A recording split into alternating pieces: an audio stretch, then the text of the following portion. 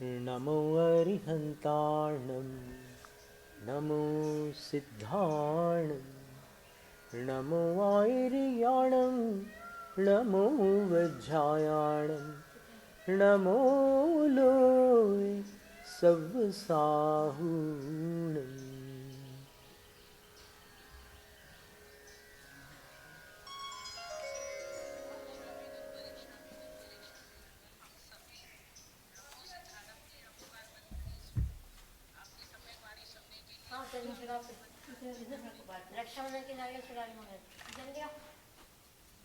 वंदना भी माता जी, वंदना भी माता जी, वंदना भी माता जी, वंदना भी माता जी, वंदना भी माता जी, वंदना भी माता जी।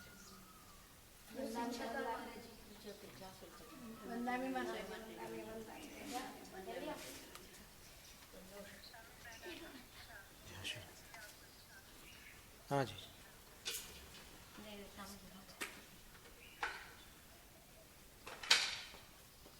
तो मुक्ति पूर्व जो 148 कर्म प्रकृतियों का क्षय होता है,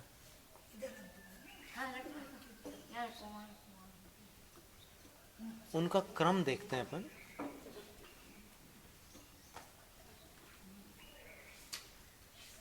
सिद्ध परमेष्ठियों के वर्णन में ये एक स्वाध्याय का सत्र है। जिन कर्मों ने अनादिकाल से जीव को बांध रखा है और जिन कर्मों के उदय से जीव विभिन्न गतियों में भ्रमण करता है और उन गतियों में कभी साता का उदय, कभी असाता का उदय चलता है, और जब असाता का उदय होता है तो क्लेशित होता है और साता का उदय होता है तो अनुकूलता प्राप्त हो जाती है।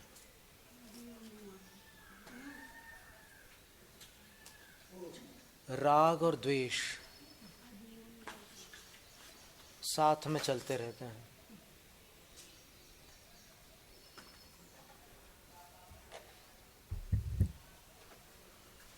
तो पूर्वकालीन महापुरुषों ने जिन का आलंबन लिया था, क्योंकि जिन का आलंबन लिए बिना जिनत्व का रहस्य प्राप्त नहीं होता। योग वाशिष्ठ नाम के एक महारामायण है, उसका जो पहला प्रकरण है उसका नाम है वैराग्य प्रकरण। उसमें श्री राम अपने गुरु वशिष्ठ से प्रश्नोत्तर कर रहे हैं। वाल्मीकि ऋषि द्वारा रचित है वो रामायण। प्रश्नोत्तर में उन्होंने अपने वैराग्य को प्रकट किया है और वो कहते हैं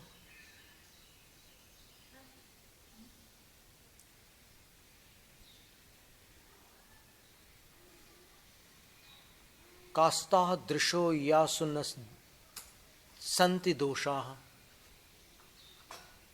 कास्ता दिशो यासु न दुःखदाः, कास्ता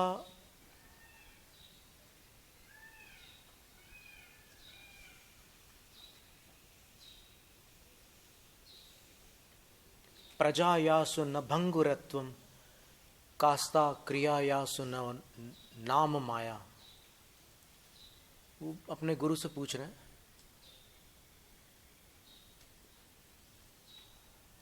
कि ऐसी कौन सी दृष्टि है जो निष्पाप है,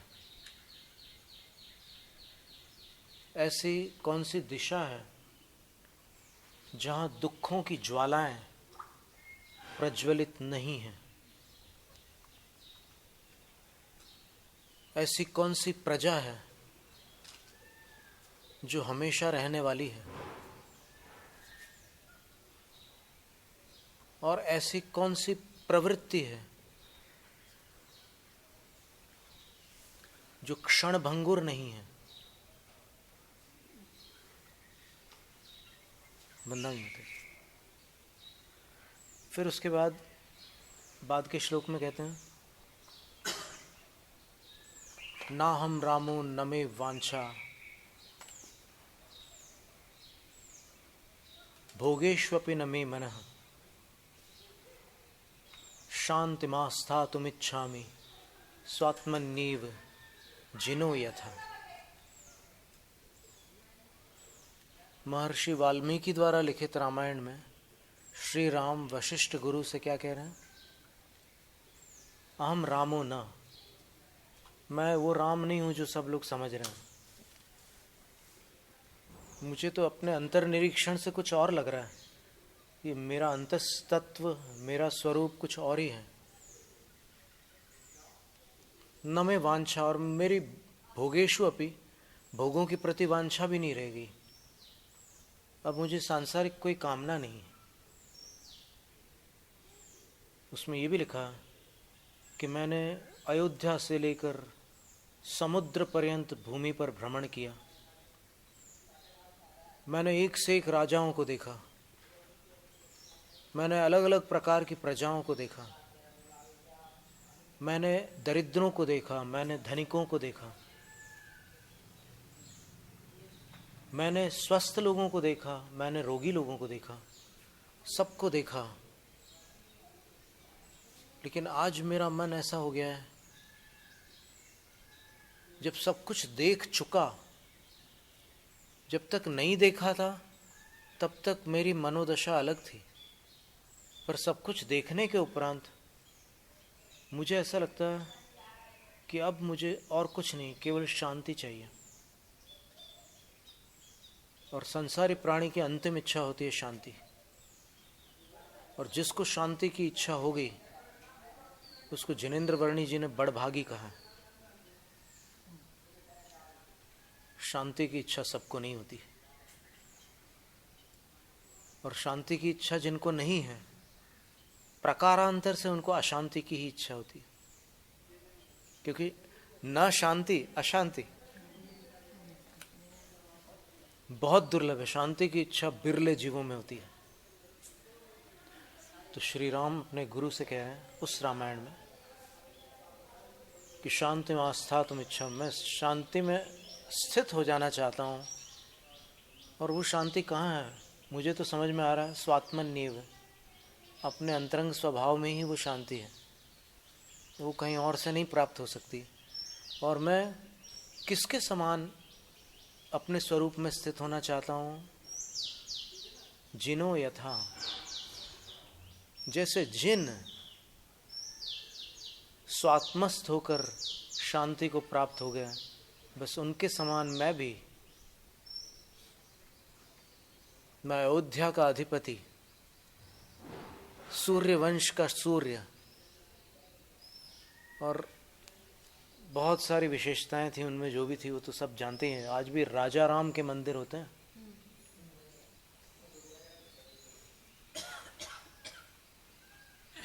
वो कह रहे हैं, वो राजा राम कह रहे हैं कि मैं जिन के समान आत्मा में स्थित होकर शांति चाहता हूं। इससे अनुमान लगाया जा सकता है कि जिनकी कामना राम कर रहे हैं वो क्या अलौकिक व्यक्तित्व होंगे, क्या अद्भुत स्वरूप होगा उनका। और उनके बताए हुए मार्ग से ही सिद्धत्व की प्राप्ति होती है। यदि जिन मार्ग नहीं बताते तो सिद्ध नहीं होते। इसलिए पहले नमो अरिहंताणम, फिर नमो सिद्धाणम। और भी हेतु दिए हैं, नमोकार मंत्र में जो क्रम है उसमें और भी हेतु है।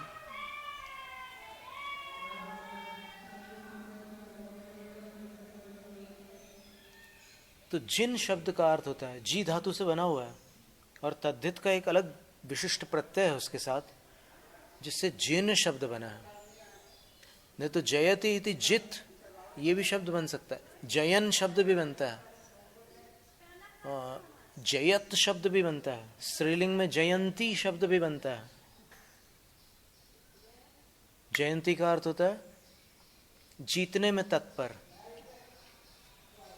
कोई भी स्त्रीलिंग शब्द हो, जैसे आर्यका माता जी कर्मों को जीतने में तत्पर हो रही हैं जितना उनकी भूमिका में शक्य है, तो उस अपेक्षा से वो भी जयंती है। मुनिराज जीत रहे हैं तो जयन है, पुल्लिंग में जयन बनता है, स्त्रीलिंग में जयंती बनता है, नपुंसकलिंग में जयत बनता है, जयत तकारांत होता है। तो श्री राम ये प्रार्थना कर रहे हैं कि मैं जिन के समान शांत होना चाहता हूं। अलौकिक इच्छा है ये, शांति की इच्छा। सुख की इच्छा सबको होती है, शांति की इच्छा नहीं होती।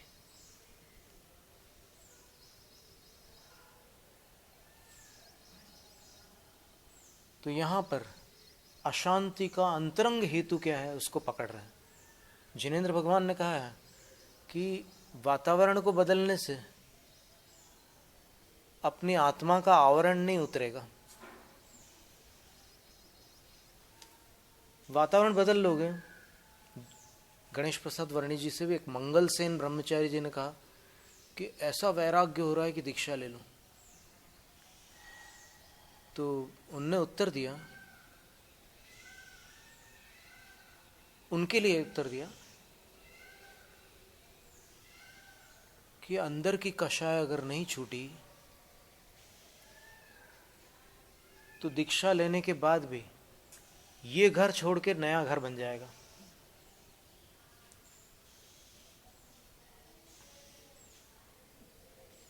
वैसे ही जिनेंद्र भगवान कहते हैं कि वातावरण बदलने से आत्मा का कोई लाभ नहीं होगा, अंदर के आवरण हटाने से आत्मा जगमगा जाएगी। तो उसका क्रम यहां पर बताया जा रहा है, आवरण हटाने का क्रम। जिनेंद्र भगवान ने 4 आवरण हटा दिए और सिद्ध भगवान ने 8 हटा दिए।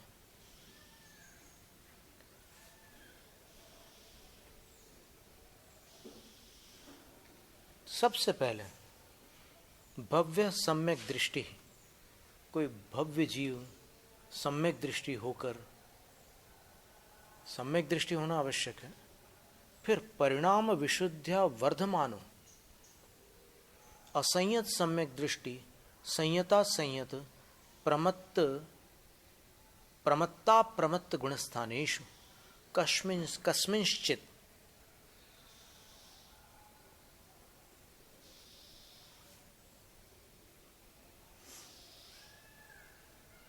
मोहस्य सप्त प्रकृति ही क्षयमुपनीय।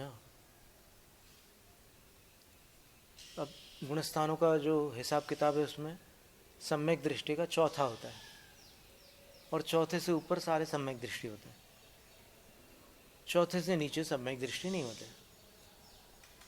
तो ये कोई ऐसा सम्यक दृष्टि जीव है वो परिणामों की विशुद्धि से बढ़ता हुआ चौथे, पांचवें, छठे, सातवें, इन 4 में से किसी भी गुणस्थान में हो सकता है वो सम्यक दृष्टि। इन 4 गुणस्थानों में कस्मिंश्चित्, किसी एक गुणस्थान में मोह की 7 प्रकृतियों का क्षय करता है। इन 7 प्रकृतियों को क्षय प्राप्त कराकर क्षयिक सम्यक दृष्टिर्भूत। यहां से शुरुआत हो रही है। पहले तो सम्यक दृष्टि बना था, क्षयिक नहीं बना था।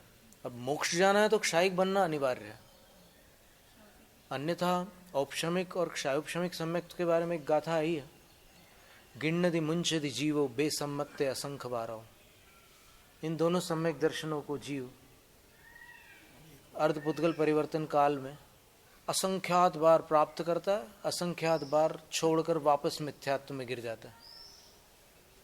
तो ऐसा मत समझना कि अगर सम्यक दर्शन किसी को हो गया है तो फिर उसका बेड़ा पार हो गया। ये निश्चित है कि सम्यक दर्शन के बिना बेड़ा पार नहीं होता, लेकिन सम्यक दर्शन होने मात्र से सब कुछ हो गया ऐसा नहीं समझना। वो प्राप्त होने के बाद छूट भी जाता है असंख्यात बार। और उसमें भी औपशमिक सम्यक दर्शन जो होता है वो असंख्यात वर्षों में एक बार प्राप्त होता है, और क्षयोपशमिक सम्यक दर्शन 1 वर्ष में अनेक बार प्राप्त हो सकता है। छूट जाए फिर प्राप्त हो जाए, छूट जाए फिर प्राप्त हो जाए। तो क्षयोपशमिक सम्यक दर्शन जो है वो बार बार प्राप्त हो जाता है अगर योग्य द्रव्य क्षेत्र काल भाव बने तो। अगर न बने तो छूटने के बाद प्राप्त होना सरल नहीं है, प्राप्त होना ही कठिन है, और छूटने के बाद प्राप्त होना और कठिन है। तो ऐसी अवस्था में कोई ऐसा जीव 6 महीने 8 समय में, तत्वार्थ वार्तिक ग्रंथ में भट्टाकलंक देव ने लिखा है, आचार्य महाराज ने, कि 608 जीव ही क्षायिक सम्यक दृष्टि बनते हैं 6 महीने 8 समय में। उतने ही मोक्ष जाते हैं और उतने ही निगोद से बाहर आते हैं जो आज तक नहीं निकले थे। ऐसी 3 राशियां हैं। वो संसार से बाहर चले गए, ये संसार से बाहर जाने के लिए तैयारी हो गई इनकी, क्षायिक सम्यक दृष्टि बन गए, और वो वहां से निकल कर आ गया निगोद से बाहर। अब कितना भ्रमण होगा ये तो कोई नहीं जानता, केवली के अतिरिक्त। कुछ ऐसे रहते हैं निगोदिया जीव जो जल्दी चले जाते हैं पंच परिवर्तन नहीं करते, वो चारों गतियों में भी नहीं जाते, सीधे चले जाते हैं। जैसे भगवती आराधना में जो कथा आती है, अपराजित सूरी द्वारा विरचित जो विजयोदया टीका है, उसमें जो कथा आती है भरत चक्रवर्ती के 923 पुत्रों की, वर्धन कुमार आदि। आदि शब्द बहुत अच्छा है कि 923 नाम याद न रखो वर्धन कुमार आदि कह दिए। तो अब चक्रवर्ती को तो सब नाम याद थे, उनके ही पुत्र थे। तो उनने प्रश्न किया था भगवान से कि ये बोलते क्यों नहीं है। तीर्थंकर के कुटुंब में तो कोई ऐसे गूंगे बहरे लंगड़े लूले कोई होते ही नहीं, ये बोलते ही नहीं है, क्या बात है। तो फिर भगवान ने कहा था कि ये गूंगे नहीं है, ये मूक नहीं है, पर इनको बोलने का संस्कार नहीं है। ये कभी ऐसी पर्याय में गए ही नहीं है जहां वचन पाए जाते।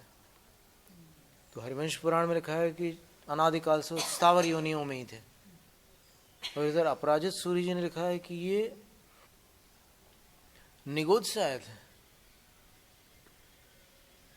और बादर निगोद से आने वाला जीव मनुष्य पर्याय में मोक्ष जा सकता है, सूक्ष्म निगोद से आने वाला मोक्ष नहीं जा सकता, ये भी एक नियम है। तो वो बादर निगोद से आए थे, और फिर जब समोसरण में उनका आगमन हुआ तो दिव्य ध्वनि को सुनकर उनको संसार शरीर भोगों से वैराग्य हो गया, दीक्षा ले ली, सारे के सारे केवली हो गए और मोक्ष भी चले गए। कितनी बड़ी बात है। ये ठीक है कि मोक्ष जाने की अवधि कुछ रही होगी, एक साथ सारे के सारे नहीं गए होंगे, क्योंकि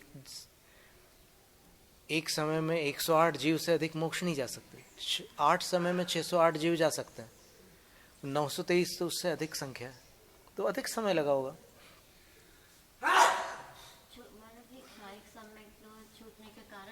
क्षयिक समय कहाँ छूटते हैं?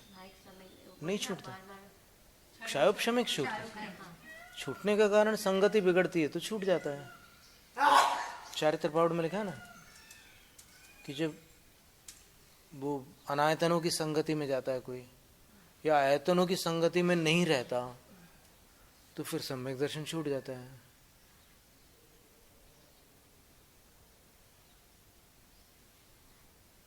मिथ्यात्व का संस्कार प्रबल है और दीर्घकालीन है।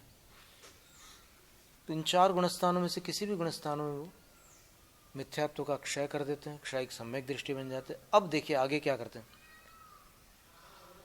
क्षपक श्रेण्यारोहणाभिमुख अध प्रवृत्त कर्ण प्रमत्त स्थाने प्रतिपद्य। अब मोक्ष की बात चल रही है, तो फिर सप्तम गुण स्थान में जाएंगे, तब जाकर के वो मोक्ष का पुरुषार्थ पूरा संपन्न करेंगे। तो वो 7वें गुण स्थान में सातिशय अप्रमत्त अवस्था को प्राप्त करते हैं, और वज्र वृषभ नाराज संगनन ही होता है उनका, क्योंकि अभी उनको क्षपक श्रेणी पर चढ़ना है। क्षपक श्रेणी पर चढ़ने के लिए अन्य संगनन कार्यकारी नहीं है। नमस्ते महर्षि। केवल एक ही संघनन द्वारा क्षपक श्रेणी पर आरोहण हो सकता है। अब 8वां गुणस्थान कौन सा है? अपूर्वकरण है। तो अपूर्वकरण सीधे सीधे तो हो नहीं सकता, पहले तो अधःकरण होगा, फिर अपूर्वकरण और फिर अनिवृत्तिकरण होगा। तो अधःकरण को वो यहाँ प्रारंभ करेंगे 7वें में, और जैसे अधः प्रवृत्तकरण प्रारंभ होगा तो वो स्वस्थान अप्रमत्त से सातिशय अप्रमत्त हो जाएंगे।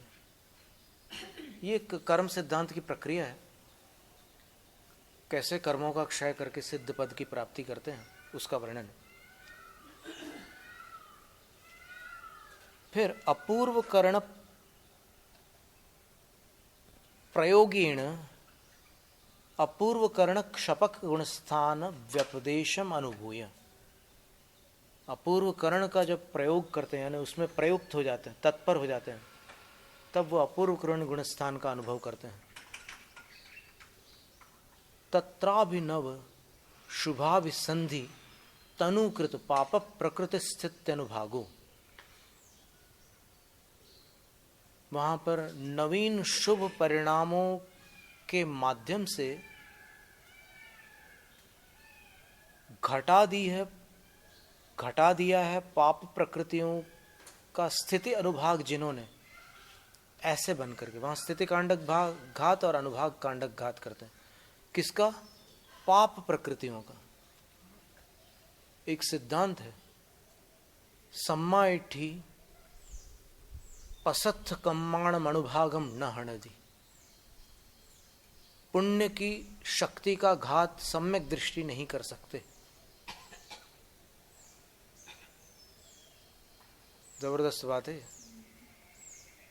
पुण्य का क्षय करके मोक्ष जा सकते हैं, लेकिन पुण्य की शक्ति को सम्यक दृष्टि घटा नहीं सकते। तो ये अपूर्वकरण गुणस्थान में पाप प्रकृतियों के स्थिति कांडक और अनुभाग कांडक घात, साथ में गुण संक्रमण और गुण श्रेणी निर्जरा भी कर रहे हैं। अपूर्वकरण में ये 4 आवश्यक होते हैं। और फिर वर्धित शुभ कर्मानुभव, देखिए क्या बात कर रहे हैं कि वहां पर पाप प्रकृतियों के अनुभाग को तो नष्ट कर रहे हैं और पुण्य के अनुभाग को वर्धित कर रहे हैं। अपूर्वकरण गुणस्थान में पुण्य की जो अनुभाग शक्ति है उसको बढ़ा रहे हैं। गुड़ से खांड, खांड से शर्करा, शर्करा से अमृत, ये अनुभाग जा रहा है उनका।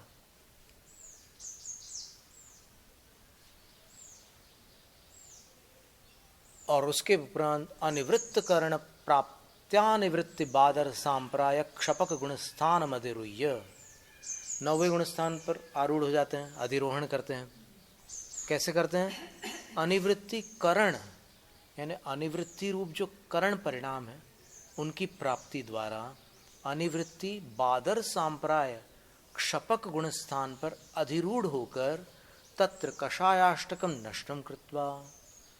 सबसे पहले 8 कषायों को नष्ट कर डालेंगे। कौन से 8 कषायों को? 4 को तो नष्ट कर चुके हैं। कौन से 4 नष्ट कर चुके हैं? नहीं, अनंतानुबंधी, क्रोध, मान, माया, लोभ, इनको नष्ट कर चुके क्षयिक सम्यक दृष्टि होते समय। अब उसके ऊपर वाली जो 8 कषाय हैं उनको नष्ट करेंगे। कौन सी? अप्रत्याख्यानावरण, क्रोध, मान, माया, लोभ, ये 4। फिर प्रत्याख्यानावरण, क्रोध, मान, माया, लोभ, इन 8 कषायों का नाश करेंगे। कौन से गुणस्थान में? 9वें गुणस्थान में। अभी तो 8वां गुणस्थान पार हो चुका है। उसके बाद क्या करते हैं? नपुंसक वेद नाशम समापाद्य, नपुंसक वेद को नष्ट करते हैं। फिर स्त्री, अब जिनको पुरुष वेद का उदय है उनकी बात चल रही है। अन्यथा अगर नपुंसक वेद का उदय चल रहा हो तो फिर अन्य वेद का नाश करेंगे पहले, अंत में उसका जो उदय में रहता है उसका अंत में नाश होता है। तो नपुंसक वेद नाशम समापाद्य,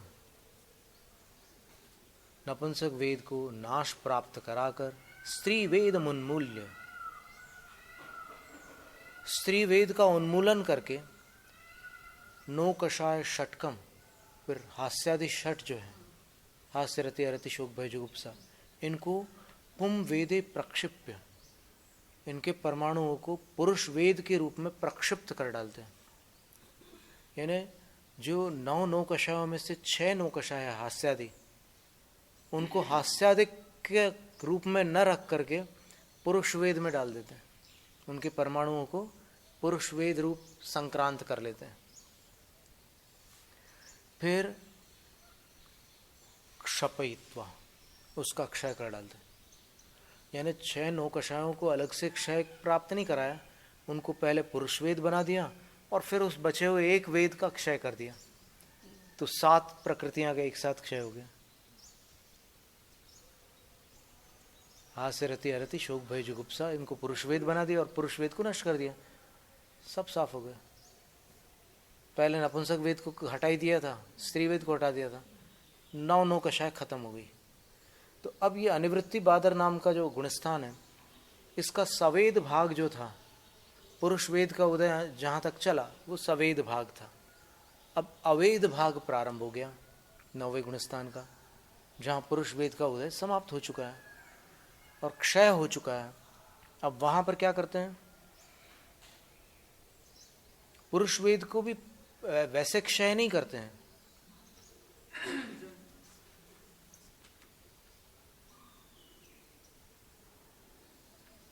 पुरुष वेद को क्रोध संज्वलन में प्रक्षिप्त करते हैं। देखिए कैसे क्षय का क्रम बड़ा रोचक है। नपुंसक वेद को तो ज्यों का त्यों नष्ट करना पड़ता है, फिर स्त्री वेद को भी उखाड़ के अलग करना पड़ता है आत्मा के प्रदेशों से, फिर जो हास्यादि 6 हैं उनको पुरुष वेद में प्रक्षिप्त करना, डालना पड़ता है। प्रक्षिप्त का अर्थ होता है ऐसे डालना, प्रक्षेपण करना, डालना। और पुरुष वेद को क्रोध संज्वलने, क्रोध संज्वलन में डालते हैं। फिर क्रोध संज्वलनम मान संज्वलने, क्रोध संज्वलन को मान संज्वलन में डालते हैं। और मान संज्वलनम माया संज्वलने, मान संज्वलन को माया संज्वलन में डालते हैं। और माया संज्वलनम लोभ संज्वलने, लोभ संज्वलन में डाल देते हैं।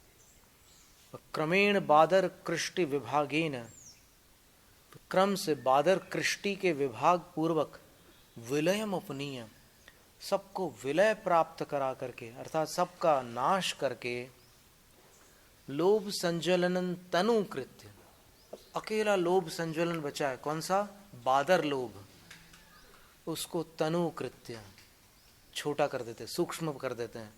और जैसे ही उसको सूक्ष्म कर देते हैं तो सूक्ष्म सांप्रायक क्षपकत्वम अनुभूय 10वां गुणस्थान हो जाता है। जैसे ही लोभ सूक्ष्म हो गया 10वां हो गया, जब तक बादर था तब तक 9वां था। और वहां पर क्या होता है, निरवशेषम मोहनीयम निर्मूल काशम कशित्वा, संपूर्ण मोहनीय कर्म को जड़ से नष्ट करके, यानी जो सूक्ष्म लोभ बचा था उसका भी क्षय कर दिया 10वें गुणस्थान के अंत में, और उसको नष्ट करके क्षीण कषाय ताम अधिरुह्य 12वें गुणस्थान पर अधिरूढ़ होकर, देखिए ये जो वर्णन अपन पढ़ रहे हैं ये अपनी अनादिकालीन संसार यात्रा से, जब अपना थोड़ा संसार बच जाएगा तब इसकी अनुभूति अपन करने वाले हैं। अपन अपने भविष्य को पढ़ रहे हैं और भविष्यवाणी लोगों को बहुत रुचिकर होती है, पर ये अपनी अंतिम भविष्यवाणी, अंत में अपने को ये काम करने का है। तो इसको सावधानी से सुनना है कि देखिए क्या क्रम था क्षय करने का। सबसे पहले 4 से 7वें गुणस्थान में किसी भी एक गुणस्थान के अंदर स्थित होकर केवली या श्रुत केवली के चरणों में जाकर, अथवा स्वयं श्रुत केवली होकर अपने ही उस श्रुत केवलित्व में, उसी के सन्निधान में अनंतानुबंधी 4 क्रोध मान माया लोभ, और मिथ्यात्व, सम्यक मिथ्यात्व और सम्यक तो प्रकृति, इनका नाश कर दिया। अब मिथ्यात्व और इनका कैसे नाश होता है? तो मिथ्यात्व को, वो सारा जो घात का क्रम होता है उसका, स्थिति कांडक घात, अनुभाग कांडक घात, बादर कृष्टि, सूक्ष्म कृष्टि, ये सारे जो वहां पर घटनाक्रम होते हैं, उसके माध्यम से मिथ्यात्व को सम्यक मिथ्यात्व में प्रक्षिप्त कर देते हैं। और फिर सम्यक मिथ्यात्व के साथ भी फिर वही बर्ताव होता है, भाई तुम आत्मा के मित्र नहीं हो भाई, तुम घाती कर्म हो। तो अब तुम शत्रु सेना में हो तो तुम बच नहीं सकते। हम केवली श्रुत केवली के चरण मूल में है, तो तुम अब की बार कहीं बच के नहीं जा सकते। तो उसको भी, सम्यक मिथ्यात्व को भी सम्यक प्रकृति में डालता है। और सम्यक प्रकृति जो उदय में रहती है, अंत में एक ही प्रकृति उदय में रहती है 7 प्रकृतियों में से। अनंतानुबंधी क्रोध मान माया लोभ गए, मिथ्यात्व गया, सम्यक मिथ्यात्व गया, तो 4 और 2 6 चले गए, एक बची है सम्यक प्रकृति उदय में है। कृतकृत्य वेदक नाम पड़ जाता है उसका। सम्यक प्रकृति उदय में है, कृतकृत्य वेदक हो गया, और वो बस उसकी जितनी स्थिति बची है उतने ही समय तक उदय में रहेगी वो, क्योंकि इतना सब कर चुके हैं वो कि अब अंत समय आ गया उसका,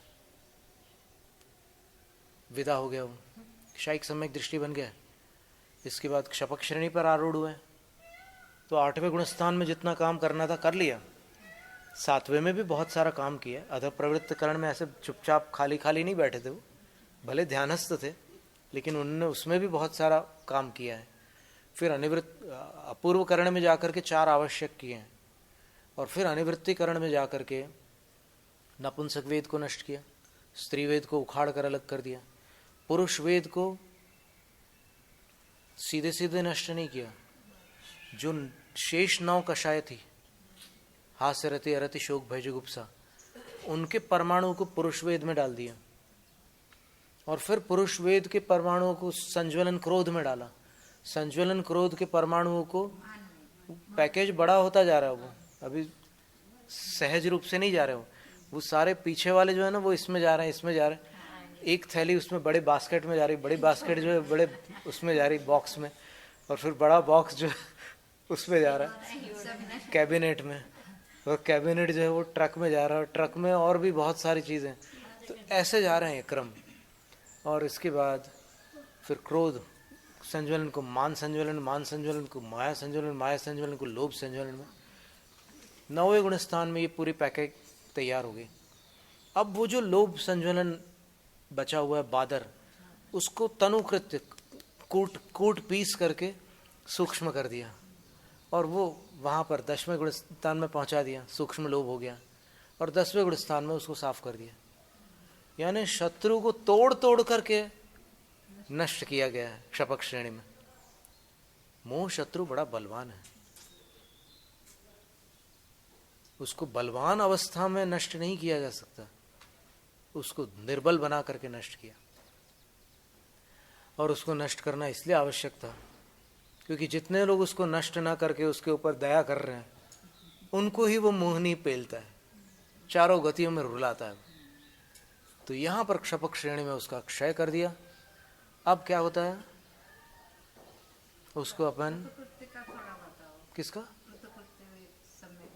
कृतकृत्य वेदक जो अंत में सम्यक प्रकृति बाकी रह जाती है, उसको कृतकृत्य सब काम कर चुका है, वैसे वो सम्यक प्रकृति बची हुई है, वो जितने काल की है समाप्त हो जाएगी वो। क्योंकि ये क्षायिक सम्यक दर्शन की जो प्रक्रिया होती है अंतर्मुहूर्त की होती है। भले गति भी बदल सकती है, अंतर्मुहूर्त में आयु पूर्ण हो जाए तो गति दूसरी हो सकती है, लेकिन वो चलेगी अंतर्मुहूर्त। और वहाँ पर उसका पूरा, जैसे मान लो यहाँ पर क्षायिक सम्यक दृष्टि बन रहा है कोई जीव, और बीच में आयु नष्ट हो गई, वर्तमान मनुष्य आयु नष्ट हो गई, क्योंकि मनुष्य ही प्रारंभ करता है इस प्रक्रिया को। नष्ट हो गई आयु, तो आयु नष्ट होने पर वो चारों गतियों में जहाँ भी आयु बांधी है वहाँ चला जाएगा, लेकिन वहाँ पहुँचने पर पर्याप्त होते ही वो क्षायिक सम्यक दृष्टि बनकर उभरेगा। रहता है सम्यक। हाँ, वो कृतकृत्य वेदक का सम्यक तो छूट ही नहीं सकता, क्योंकि सम्यक छूटने का कारण क्या था? उसके प्रतिपक्षी प्रकृतियां, सम्यक की प्रतिपक्षी प्रकृतियां, और वो 6 प्रकृतियां तो पूरी साफ हो चुकी है, आत्मा में बची ही नहीं है, तो अब तो नीचे आना संभव ही नहीं है, सम्यक से नीचे आ ही नहीं सकते वो, ये स्थिति हो गई।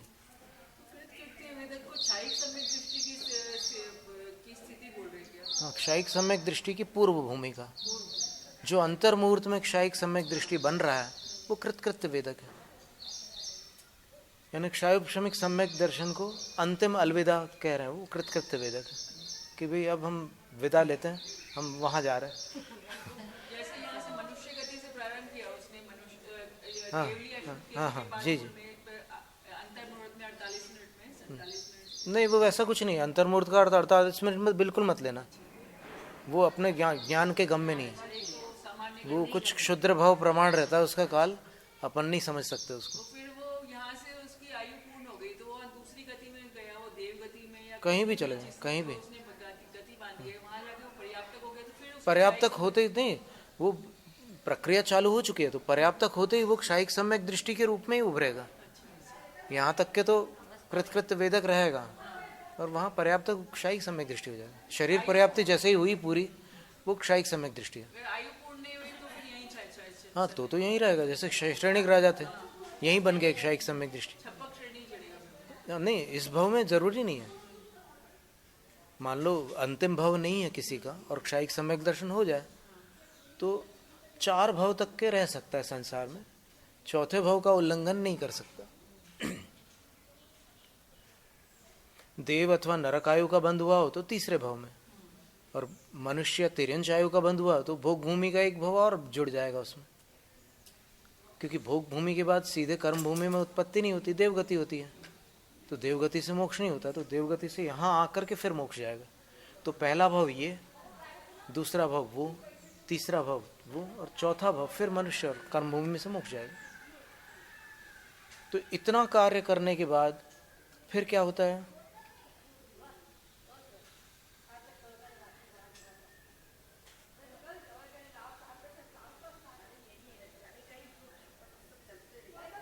क्षीण कषायताम अधिरूह्य 12वें गुण स्थान पर आरूढ़ हो जाता है।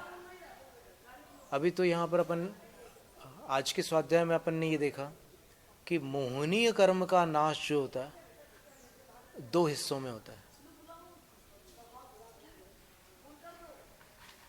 दूसरा जो भाग है वो अंतिम भाव में ही संभव है।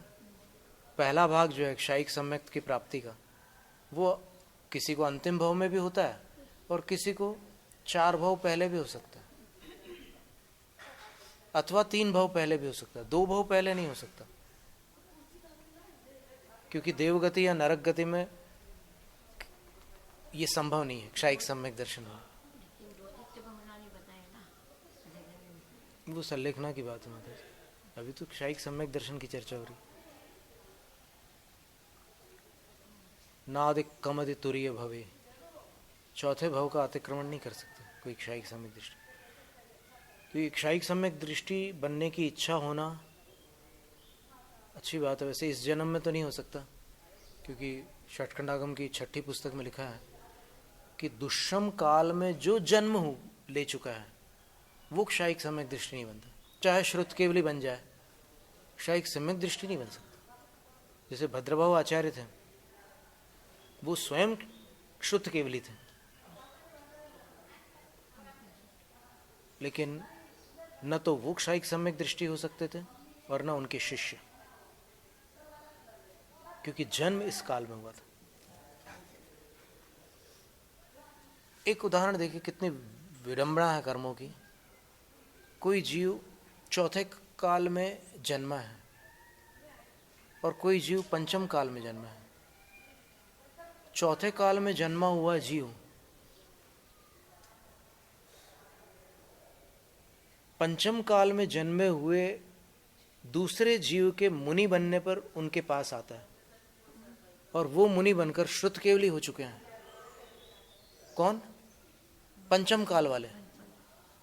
पंचम काल वाले श्रुत केवली बन चुके हैं, और चौथे काल वाले जो हैं अभी साधारण ज्ञान है उनके पास, वो चौथे काल वाले इनके चरणों में आकर क्षायिक सम्यक दृष्टि बन सकते हैं। लेकिन जन्म इनका पंचम काल में हुआ है तो स्वयं श्रुत केवली होकर के भी क्षायिक सम्यक दृष्टि नहीं बन सकते। उनके सानिध्य में चौथे काल में जन्मे हुए जीव बन सकते हैं क्षायिक सम्यक दृष्टि।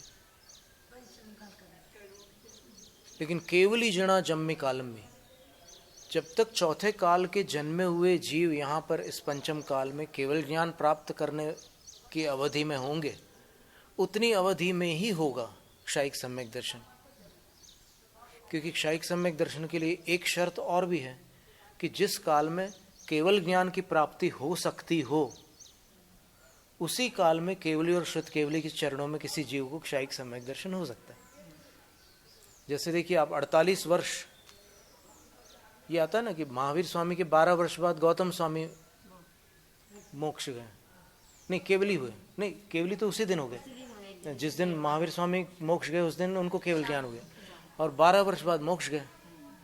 फिर सुधर्माचार्य, उनके 12 वर्ष बाद, वो जिस दिन मोक्ष गए उसी दिन उनको केवल ज्ञान हो गया, 12 वर्ष बाद वो मोक्ष गए। और फिर जम्बू स्वामी 48 वर्ष बाद, 38 वर्ष, तो 38 वर्ष, तो उतने काल तक केवल ज्ञान का सूर्य था। तो उस काल में जितने भी श्रुत केवली थे उनके चरणों में, वो भले ही वो श्रुत केवली पंचम काल में जन्मे हो, लेकिन उनके चरणों में चौथे काल में जन्म लेने वालों को क्षायिक सम्यक दर्शन हो सकता था। केवली जिणा जम्मी कालम पढ़मे पढ़मम नियतम, एक गाथा ही है। पहली बार जो सम्यक दर्शन होगा वो पढ़मम नियतम, प्रथमोपशम ही होगा। पढ़मम विधियम च सव्व कालम में, और फिर बाकी जो काल है उसके उस जीव का, उसमें प्रथमोपशम भी हो सकता है और विधियम यानी क्षयोपशमिक भी हो सकता है। खाई सम्मतम पूर्ण, लेकिन क्षायिक सम्यक तभी होगा केवली जिणा जम्मी कालम में, जिस काल में केवली जिन विचरण कर रहे हो उसी काल में होगा। तो आप देखिएगा महावीर स्वामी से 3 वर्ष 8.5 माह तो उधर ही निकल गया चौथे काल का। अब बचा हुआ जो काल है, क्योंकि 38 वर्ष तो जम्बू स्वामी का काल हुआ सुधर्माचार्य के पश्चात, और सुधर्माचार्य को 12 वर्ष और लगे गौतम स्वामी के पश्चात, तो 12 और 38 तो यहां जुड़ गए। 12 और 38 62 कैसे हुए? 60 हुए ना, 50 हुए, 50 हुए। अब ये जो 12 वर्ष है महावीर स्वामी से गौतम स्वामी के निर्वाण का, 50 हुए, बिल्कुल सही है। तो उसमें से आपको 3 वर्ष 8.5 माह कम कर लेना है, तो पंचम काल की इतनी अवधि तक केवली का काल था। विचारने की बात है। तो पंचम काल में केवली थे कि नहीं थे, लेकिन जन्म कब थे? चौथे में। तो ये बात है। तो आज इतना ही रखते हैं अपन, समय ज्यादा हो गया। क्योंकि जम्बू स्वामी भी चौथे काल में जन्मे थे, सुधर्म स्वामी भी चौथे काल में जन्मे थे। मोक्ष भले पंचम काल में हुआ, गौतम गणधर विपुलाचल पर्वत से मोक्ष गए। अभी गुणावा बोलते हैं लोग, लेकिन उत्तर पुराण में विपुलाचल पर्वत लिखा है। विपुलाचल उसी को नहीं, विपुलाचल तो यहाँ राजगृह में, और गुणावा तो कहीं दूर है।